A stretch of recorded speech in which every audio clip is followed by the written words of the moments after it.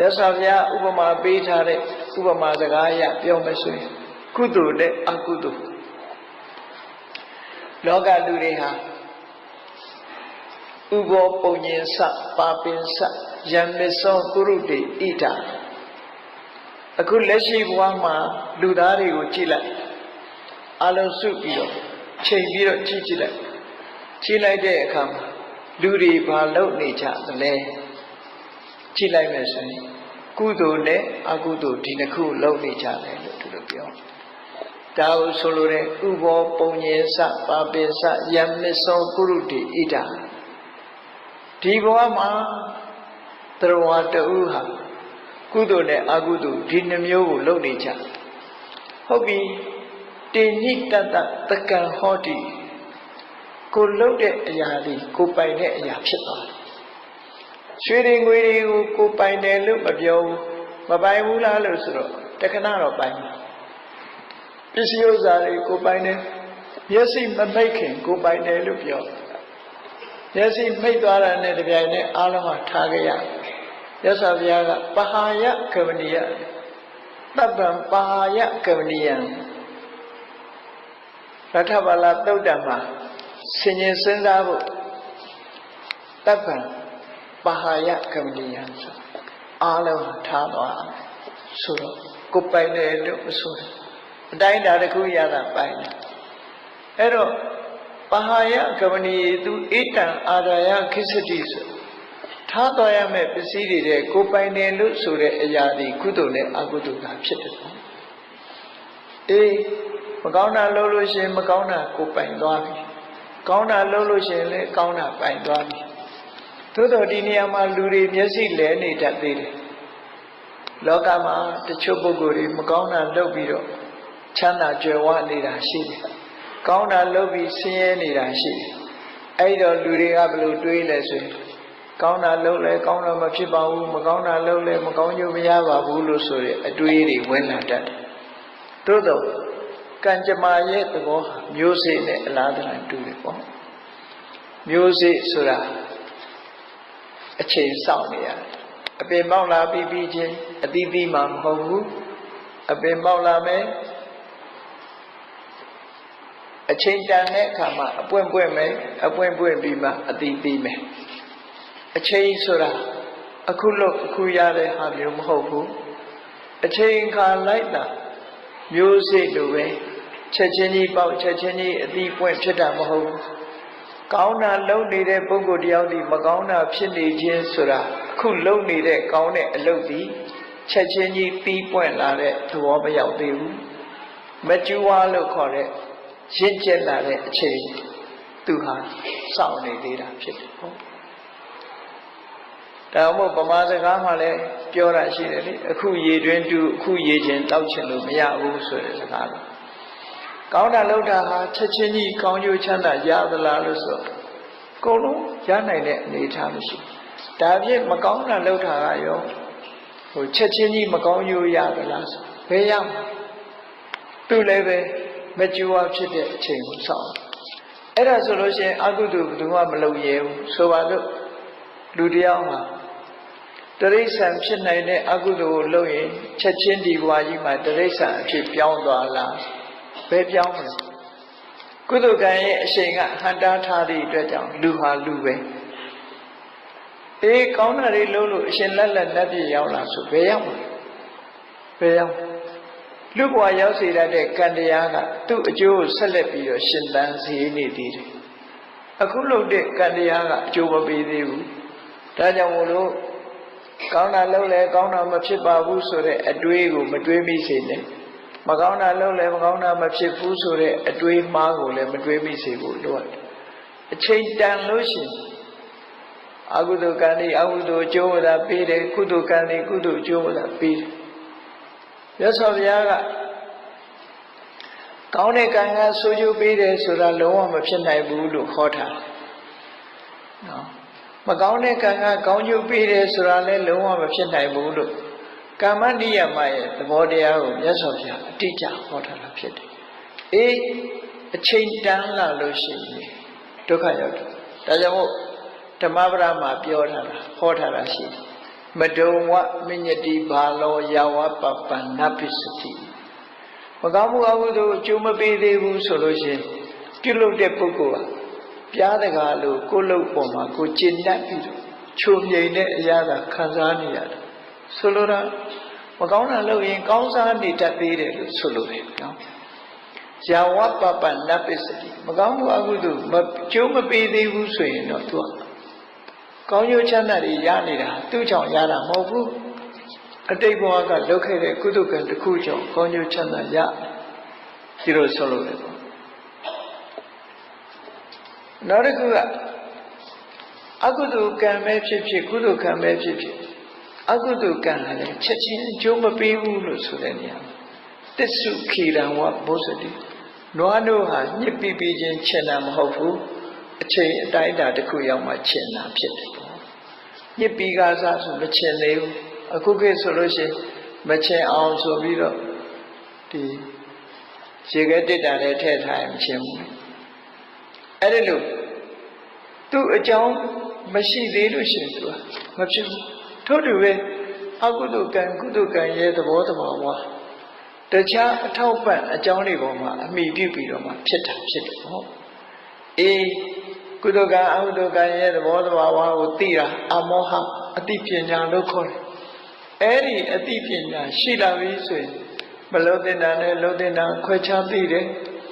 မလုံးတင်တာကိုရှောင်တယ်လုံးတင်တာကိုလှုပ်တယ်ဆိုကောင်းကျိုးချမ်းသာတွေရပြီးတော့ကောင်းကျိုးချမ်းသာတာဆိုလို့ချင်းမရှိဘူးအဲ့ဒီအလောဘအရောဓအမောဟလို့ဆိုတဲ့သဘာဝတရားတွေနဲ့တွဲဖက်လာတဲ့စိတ်နေသဘောထားကိုကုသိုလ်လို့ခေါ်တာပဲကောင်းတဲ့အပြစ်ကင်းပြီးကောင်းကျိုးချမ်းသာတွေကိုသူကပဲထုတ်လုပ်ပေးတာပဲဖြစ်တယ်ဘုန်းကြီးတို့တွေလူပြေရောက်လာတာလူဘဝရလာတာကုသိုလ်ကံရဲ့ဆွမ်းဆောင်မှုယတိပြတ်မှတ်သားကြကုသိုလ်ကံရဲ့ဆွမ်းဆောင်မှုကြောင့်လူဖြစ်လာတယ်အေးမကောင်းတာတွေလုပ်ခဲ့တဲ့အကုသိုလ်တွေရောကိုယ်တဏ္ဍာမှာပါမလာဘူးလားဆိုပါတယ်ဒါကြောင့်မို့လို့ဘဝခရီးမှာဟိုချမ်းသာဒုက္ခကြီးမဟုတ်ဘဲနဲ့တခါတည်းအစင်မပြေမှုတွေကြုံတယ်တခါတည်းဒုက္ခတွေရောက်တယ်ဆိုတာမျိုးဖြစ်လာအကုသိုလ်ရဲ့အကျိုးကတွဲဖက်ခံလူတွေဟာကောင်းတာလည်းလုပ်တယ်မကောင်းတာလည်းလုပ်တယ်နော်ကဏ္ဍဒုက္ခလို့ဆိုတယ်အဖြူနဲ့အမဲလုပ်တာဒါကိုပြောတာဥဘောပုံညင်စပါပင်စယမေသောကုရုတိဣဒဒီဘဝမှာလူဆိုတာဟာလက်ရှိဘဝမှာကောင်းတာလည်းလုပ်မိတယ်မကောင်းတာတွေလည်းလုပ်မိတယ်လောဘနဲ့လုပ်တာဒေါသနဲ့လုပ်တာမောဟနဲ့လုပ်တာမကောင်းတဲ့အလုပ်အကုသိုလ်လုပ်တယ်လုပ်ပြီအကုသိုလ်အလုပ်တွေလုပ်ပြီးသွားလို့ကိုယ်တဏ္ဍာမှာမဲညစ်တဲ့အကျိုးဆက်တွေဖြစ်ပေါ်စေဖို့အတွက်မျိုးစေ့တွေကြကြပြီးတော့သွားအဲ့ဒီမျိုးစေ့တွေကဘယ်မှာအပင်ပေါက်တယ်လဲလို့ဆိုရင်ဒုက္ခတိဘုံမှာအပင်ပေါက်တယ်ကိုယ့်ရဲ့မျက်မြင်အလုံးတွေ့နေကြတဲ့တိရစ္ဆာန်တွေဟာဒုက္ခတိဘုံဘဝရောက်နေတာဟာအကုသိုလ်ကံရဲ့အကျိုးဆက်ကိုခံနေကြရတာဖြစ်တယ်ပေါ့အကုသိုလ်ရဲ့အကျိုးဆက်ကိုခံနေကြရတယ်သို့တော့အကုသိုလ်ကံအကျိုးခံနေရတဲ့တိရစ္ဆာန်တွေရောကောင်းတာလေးမတွေ့ရဘူးလားဆိုတွေ့တယ်သူတို့မှလည်းကုသိုလ်ကံအကျိုးပေးတာလေးတွေက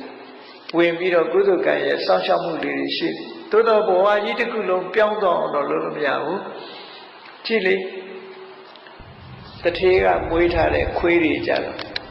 ညာသွားရလာကားနဲ့သွားရတဲ့အိမ်မှာကြာကြာနာနာ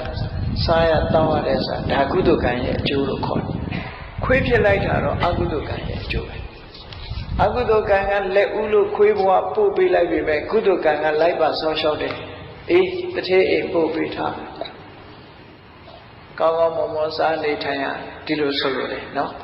အေးလူဘဝရောက်တော့လည်းပဲကုသိုလ်ကံကလူဘဝကိုပို့လိုက်တယ်အကုသိုလ်ကံကနှိမ့်ဆက်တဲ့အခါကျလူတွေကယောဂဝေဒနာတွေဖြစ်ကြတယ်ဒုက္ခတွေခဏခဏရောက်တယ်ပစ္စည်းတွေခဏခဏပြတ်တယ်ဆိုတာမျိုးတွေကြုံတာအကုသိုလ်ကံရဲ့အကျိုးဆက်တွေပဲလို့ဒီလိုဆိုတယ်ပေါ့ပါဏာတိပါဒလုပ်ခဲ့တဲ့ပုဂ္ဂိုလ်ဒီငယ်ငယ်ရပဲသိသွားတယ်ငယ်ငယ်ရပဲသိသွားတယ်ဆိုပါစို့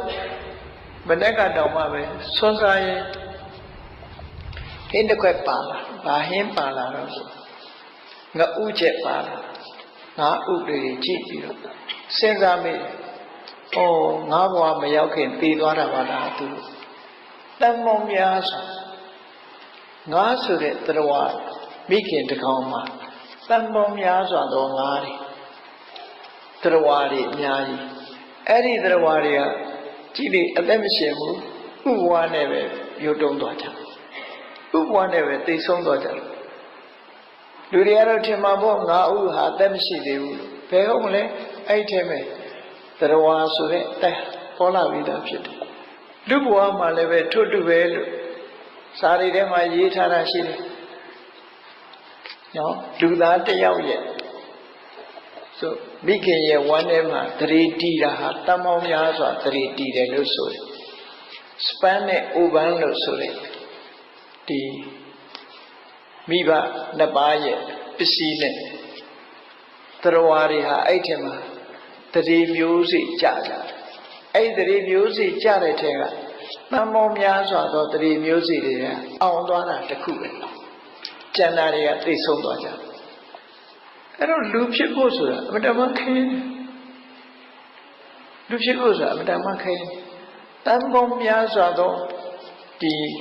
တရားတွေဟာလူဖြစ်ရောက်လာဖို့ရမိခင်ရဲ့ဝမ်းထဲရောက်ပြီးမှမိခင်တော်မသိလိုက်ပဲနဲ့တည်သွားတဲ့လူတွေကအများကြီးဟုတ်အများကြီးပဲတည်တယ်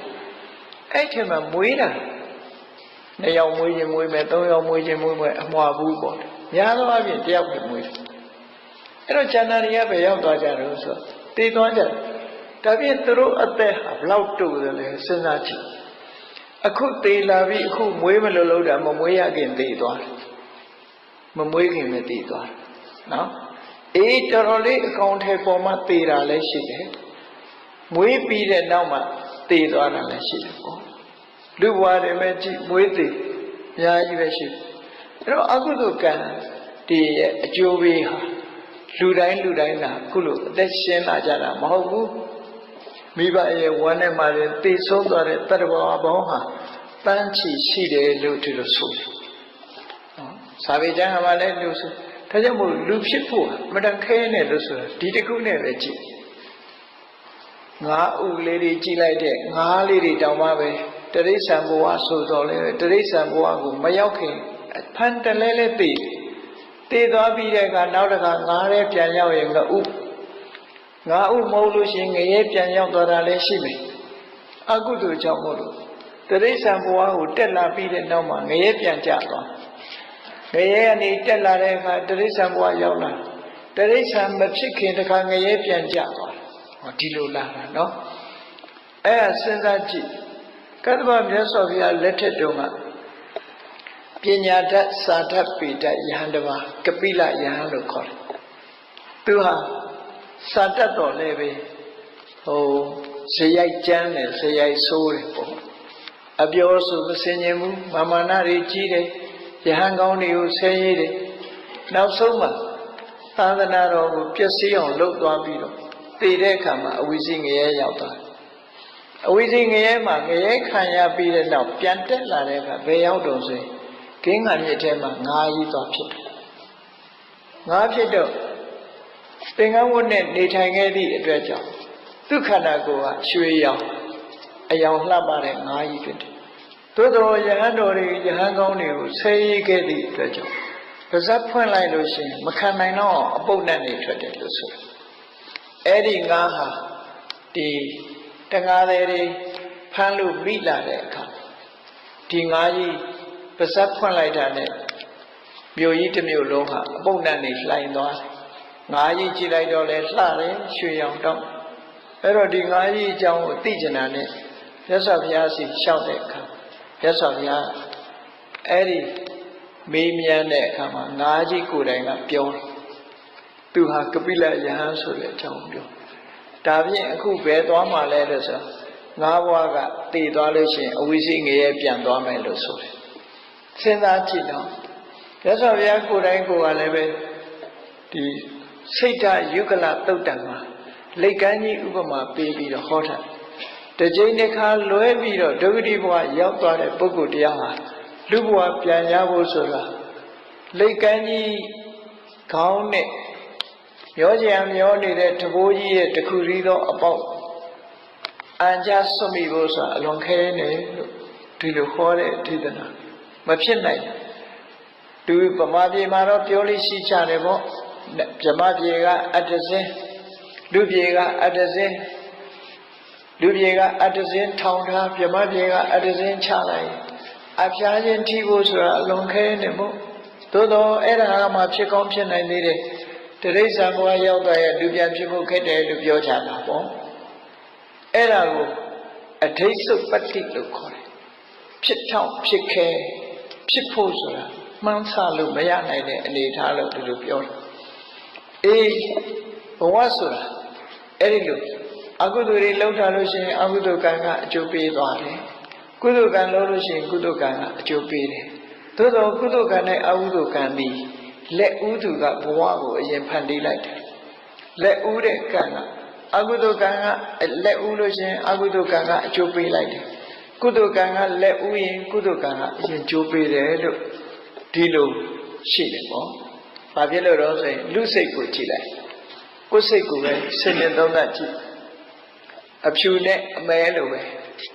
စိတ်ကောင်းနှလုံးကောင်းပေါ်လာတဲ့အခါရှိသလိုစိတ်မိုက်စိတ်ရိုင်းစိတ်မိုက်ပေါ်လာတဲ့အခါရှိတယ်အေး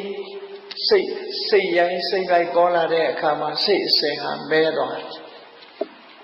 အေးကြည်လင်တဲ့စိတ်ဓာတ်ကလေးပေါ်လာတဲ့အခါစိတ်အစဉ်ဟာဖြူသွားတယ်ဆိုလိုတာဖြူလိုက်မဲလိုက်ဖြူလိုက်မဲလိုက်သွားတယ်တေခါนี้မှာအမဲနဲ့သွားကြွရင်တော့တခါဒုက္ခတိဘုံရောက်သွားအဖြူနဲ့ကြုံတဲ့အခါမှာကောင်းတဲ့ဒုက္ခတိဘုံရောက်သွားတယ်အဲ့ဒါကြောင့်မို့လို့တတိထားပြီးတော့ကုသိုလ်ကောင်းမှုကုသနာမှာအဖြစ်များအောင်ကြိုးစားအထောက်အမယ်လို့ဒီလိုဆိုလို့တယ်ဒါကြောင့်မို့လောကလူတွေလှုပ်သမျှကုသိုလ်အကုသိုလ်ဒီဘဝလှုပ်တာဟာဒီ